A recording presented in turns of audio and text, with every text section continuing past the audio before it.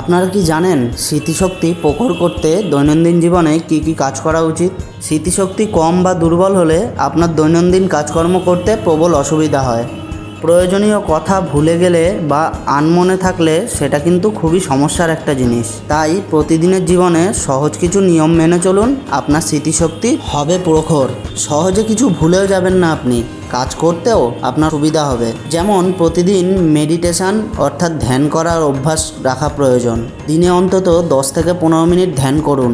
তার থেকে বেশি সময় ধ্যান করতে পারলে আরও ভালো। যারা প্রথম মেডিটেশন শুরু করেছেন তারা প্রথমেই অনেকক্ষণ ধ্যান করার অভ্যাস করতে যাবেন না। 5 মিনিটের লক্ষ্য নিয়ে ধ্যান করা শুরু করুন। মেডিটেশনের অভ্যাস করলে মনোযোগ বাড়বে।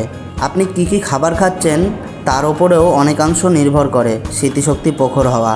কি কি খেলে উপকার হবে দেখে নিন। কমলালেবু, জাম জাতীয় ফল, বিভিন্ন ধরনের বাদাম এবং বীজ জাতীয় খাবার, অ্যাভোকাডো এবং সবুজ পাতা জাতীয় শাকসবজিও রাখুন পাতে। বেশ কিছু খেলা রয়েছে যেগুলো আমাদের মস্তিষ্ক সজাগ এবং সক্রিয় করতে ও স্মৃতিশক্তি প্রখর করতে সাহায্য করে। এসব খেলার অভ্যাস রাখুন। রবি কিউব এবং দাবা এর মধ্যে অন্যতম। মনসংযোগ বাড়াতে এই দুই খেলার জুড়ি মেলা ভার। সেই সঙ্গে প্রখর হবে মস্তিষ্কের ক্রিয়াকলাপ।